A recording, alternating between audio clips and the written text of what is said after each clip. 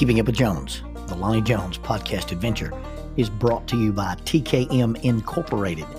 This company, located in Moss, Tennessee, specializes in erosion control, hydroseeding, hydromulch, silt fence. They do minor excavation work, and they also provide traffic control and construction signs. Their mission is keeping people safe. Their passion is wishing that all men could be saved. TKM stands for The King's Men.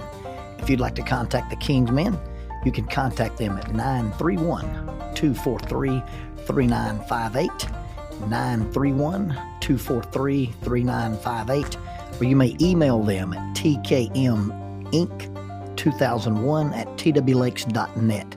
That is tkminc2001@twlakes.net. The King's Men, in partnership with Keeping Up with Jones, the Lonnie Jones podcast adventure.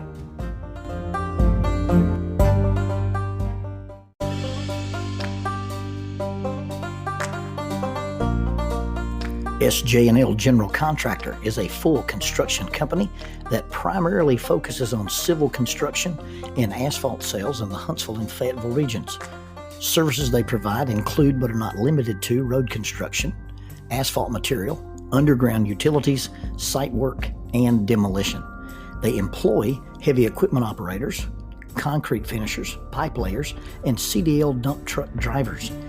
If you would like for this company to work for you on your project, or if you'd like to work for them as an employee of this family-owned business, you can contact them at 931-433-4660. That is 931-433-4660, or 3W's and a dot, sjnl.com. That's www.sjnl.com. SJ&L General Contractor is a sponsor of Keeping Up with Jones, the Lonnie Jones podcast adventure. The first time the word is used in print was in 1526. It's found in the account of a Spanish explorer while he was in the West Indies. He was in the West Indies and he was interacting with an Indian tribe of the Caribbean called the Taino, Taino. And what he recorded in his journal was this phenomenon of grilling meat on a raised wooden grate. And the meat was doctored and covered in spices and all kind of sauces and things. And the word for this in their language was barbacoa. Barbacoa, and we've come to use that word in our culture, and we pronounce it barbecue. It can be spelled in the long form, or it can be spelled with just a bar, a b, and a que. Barbecue. And when I start talking about barbecue, some very specific ones come to mind. There's a gigantic metal trailer that a guy named Brandon Glover operates, and he deals in Blackwater barbecue. He was featured on the Food Network. The only other grilling thing that I've seen that compares to his is Barry Handback. But now, I don't consider those guys professional barbecuers. I consider those guys to be guys that don't sell their barbecue. They take their barbecue and they entertain it. And when you start talking about buying barbecue, there's Boar Hogs, which is out here on Highway 72. And what they got famous for was this barbecue biscuit, a biscuit filled with shredded barbecue and cheese. And you could pull up to that little store early in the morning and every utility truck in the world was parked there. That's when you know there's good food, when the construction workers and the utility guys are there. There's Mary's Pit Barbecue over here on Gurley Pike. If you go to Dallas, Texas, you always want to eat at Hard 8. It's a little barbecue place just close to the airport there. And my number one favorite place to buy barbecue is a place called City Butcher in Springfield, Missouri. And if you can get a hold of their brisket and order some of their burnt ends, you will change your life. But now closer to home is this other barbecue rig that I talked about, this large black trailer with metal that is welded together, and I call it the Barry Handback barbecue barge. And Barry Handback produces some of the finest brisket you'll ever put in your mouth. I was going to a retreat, and I drove east on Highway 72. I went over Gunter Mountain and through the town of Grant. Yes, Grant sits on Gunter Mountain, not on Grant Mountain. I turned on Union Camp Road, followed Columbus City Road, dropped off the mountain on the backside there at Guntersville, and went to Camp Naotti. I drove down the little windy road that leads you into Camp Naotti, and sitting in front of the lodge was the Barry Handback barbecue barge.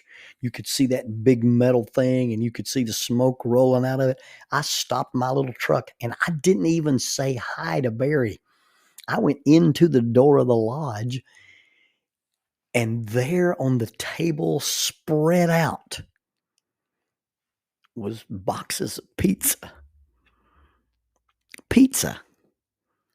Delivery pizza that somebody had ordered and picked up and brought all the way out to Camp Naotti, and there wasn't any brisket in sight. My initial thought was to grab a box of pizza and wade out into the lake until it was too deep for me to wade, and get on top of the box and just paddle my way out into the Tennessee River until the pizza and the pizza box dissolved and I drowned myself because I was so disappointed there was no brisket there. You see, when life doesn't turn out like I expect it to, I suffer loss. And humans grieve all losses. Now, if you think about stress and you think about loss and you think about guilt, those are the three main things that open the door for a kind of depression that we call cognitive depression. Now, depression has basically, in my world, two flavors. One is when we talk about that, hey, a person's brain chemistry is sending them messages that they feel bad, that they are helpless or they are hopeless or they are worthless. People who are helpless feel like they have no resources. People who are hopeless feel like they have no future. And people who are worthless feel like they have no value. And sometimes the brain sends us those kinds of messages and there's nothing going on. There's no antecedent circumstances. There's no precipitating events. And if you're depressed and you don't have any circumstances that you're responding to, then that's pretty deep in the clinical weeds. What I'm talking about is when we have circumstances and those circumstances appropriately lead to depression. Here's an expectation. I'm going to walk into Camp Naotti and there's going to be Barry Handback brisket and it's cold delivery pizza. It's my expectation didn't meet my reality. And in some cases, not only is that normal, but it's healthy. It's called grief. It's called sadness. And sometimes it can be called depression. Now, if you really want to get deep into the clinical weeds, and we're not talking about a depression that is caused because of brain chemistry, but we're talking about a depression that is caused because of circumstances, but it's a misinterpretation of those circumstances. You see, when I pull into Camp Naotti and I see the big black barbecue barge and I tell myself there's going to be barbecue, and then I walk in and there's no barbecue, that internal dialogue that I tell myself is, we're not having barbecue tonight. We're not ever going to have barbecue. Or I walk in and there's only pizza on the table and I go, we're not ever having barbecue and we're only ever having pizza. And neither one of those interpretations is true. The actual truth is we're having pizza tonight and we'll have brisket tomorrow. But if my thought process, if my internal dialogue is skewed because of what we call cognitive distortions, what happened? What does this mean to you? And then does it mean what you think it means? That's where you learn the basis of a lot of depression. It is not necessarily the circumstances, but our reaction to the circumstances. The meanings that we give those things cause us to come out on the other end of sometimes some pretty benign events. And we come up with these invalid meanings. Hey, this happened, and it happened to me because I'm worthless. This happened to me because I'm guilty. This happened to me because I'm deserving of punishment. Sometimes we try to be responsible for things we can't control. Sometimes we do the all or nothing thinking. If we're not having barbecue tonight, we'll never have barbecue. If the only thing I found when I walked in the lodge is pizza, all we're ever going to have this whole weekend is pizza. Sometimes we try to be responsible for things that we can't control, and we make it our fault because somebody is mean or rude or a bully or unfaithful or dishonest. Sometimes we interpret life's events and we say that our achievement is only validated if somebody else tells us we did a good job, or that our source of approval comes from the outside. If we suffer from any of those kind of distortions, then we open the door for a kind of depression that is not involving our brain chemistry, but involves our inner dialogue and our core beliefs. And sometimes those core beliefs are invalid because we come to the wrong conclusion. We see a set of circumstances and we build a set of expectations around those circumstances. And when those things don't play out, we suffer loss. And that loss leads to a depression. I'd recommend you read 2 books in dealing with this. Number 1 is called Feeling Good, The New Mood Therapy by a guy named David Burns. In the middle of the book is a little test called the Dysfunctional Attitude Scale, and it helps identify the cognitive distortions. It helps us identify those ways that we have of thinking, and they're either psychological strengths or psychological vulnerabilities. And I would also recommend that you read the book Grappling with Life, Controlling Your Inside Space, that little essay that I did about setting healthy boundaries and about how we think and the things that we allow to have access to our heart, our minds, and our souls.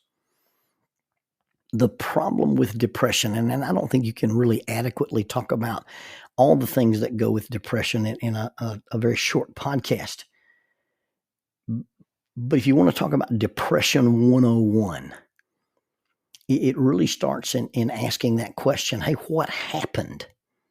And you're going to come up with, I did or I didn't, someone did or someone didn't. And so when you ask yourself what happened, and then you ask yourself, what does this mean? But you got to be careful and add the caveat. What does this mean to me? Because it's our interpretation, it's our filter, it's the glasses that we use to look at these things. So what happened? What does it mean to me? And then challenge the validity of that meaning and ask yourself, hey, does this mean what I think it means?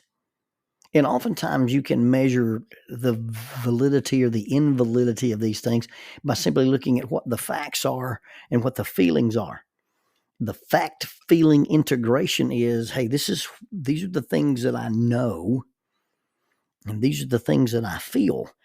And if my feelings can't be supported by facts, then those feelings have come from an erroneous source. They've come from a misinterpretation. They've come from a dialogue that is internal, and it's invalid as well. But now when I've got feelings and those feelings can be supported by facts, then my emotional reaction is probably healthy. Here's an expectation, here's a reality, and it's okay to have sadness. It's okay to feel loss. It's okay to experience grief, and it's okay to call that depression, because it's not a depression that is created by brain chemistry, and it's not a depression that's created by a misinterpretation of my worth based on my misinterpretation of certain events. You'll find that people have a realistic expectation of what you can do with tomorrow based on how realistic your expectation is of what you can do today. It almost creates a self-fulfilling prophecy. Oh, we didn't have brisket tonight. We'll never have brisket. I think I'll just go home. And you leave the retreat because of the cheap pizza on the table, and you miss out on what was going to happen tomorrow. Or you come in and you say, hey, there's a brisket machine here.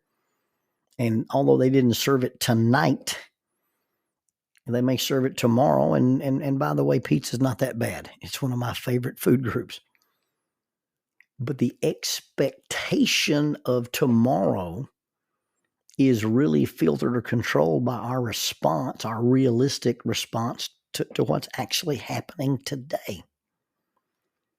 And so if you were to talk about Depression 101, then talking about Depression 101 is understanding, number one, that there's some depression that is chemically caused. It's indigenous, it's organic, it's a function of the brain misinterpreting things, and there's no circumstances to go along with it. Number two, there's depression that happens, and there's circumstances that go along and they're consistent. You've had a loss, you've suffered a grief, you've encountered a tragedy, your diagnosis wasn't what you anticipated it to be. Someone disappointed you, someone did something that was wrong or unfortunate or selfish. And it's okay to be depressed and feel sad about those things. But the third and the most important is that there are things that I encounter, things that I expect, and then when they don't meet my expectations, I tend to interpret them with, hey, this is my fault, or I'm being punished, or I don't deserve, or I have no help, I have no hope, I have no future, I have no value. And it's understanding that there's a response to things that is depression, and it's healthy, normal reaction to circumstances or antecedent circumstances or precipitating events. But when you really get in trouble with dealing with depression, it's when these things happen and I'm unable to say, hey, what this means to me is probably not what it really means.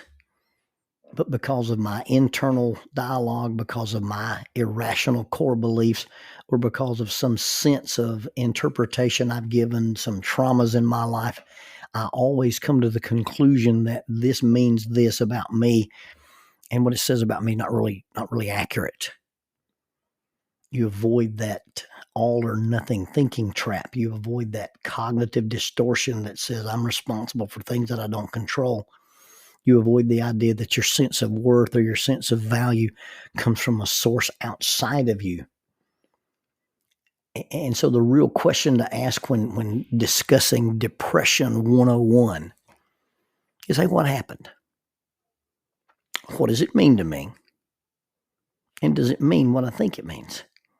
And when you understand what it means to you, then you get to decide and you get to evaluate whether that meaning you gave it is valid or whether that meaning you gave it is invalid.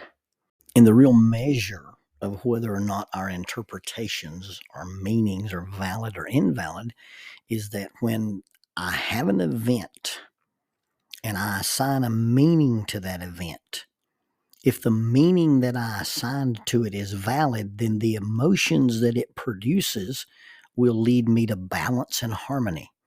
My grieving, my sadness, my sense of loss will turn out to balance my system, and I have closure and I make peace with it. If, on the other hand, I come to an erroneous conclusion and I assign it a meaning that is invalid, then often the resultant emotions produce distress, destruction, or dysfunction. And so really the measure for whether or not are my emotions healthy or not is whether or not we use those emotions as information or whether we use those emotions as instruction. And oftentimes when we are acting emotion-based, then what our actions are, the resultant behavior, it produces distress, dysfunction, or destruction. But if we have a proper interpretation, then it leads us to balance and harmony, and we come to some healthy, or at least more healthy, conclusions. So you walk into the lodge and there's no brisket, there's only pizza.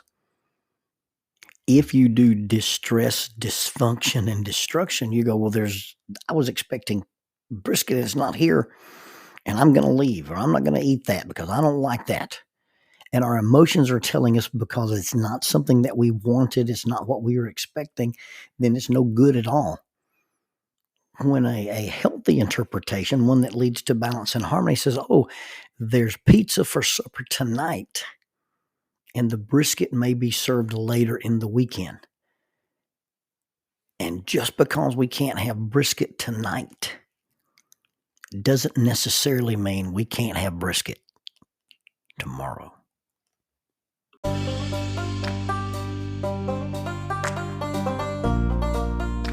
Keeping Up with Jones, the Lonnie Jones podcast adventure. I am your host, Lonnie Jones.